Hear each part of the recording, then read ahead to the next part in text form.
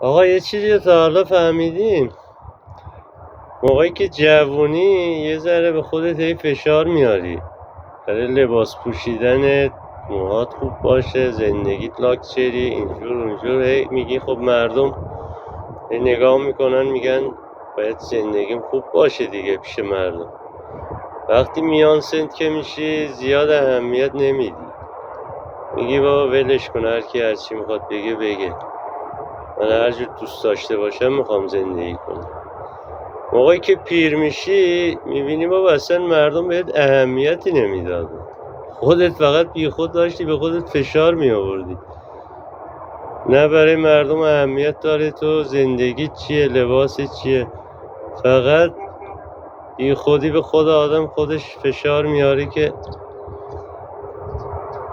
پول رو بی خودی خرج کنی و آخرش هم ببینی هیچی، اصلا بی خود خرج کردی پولات.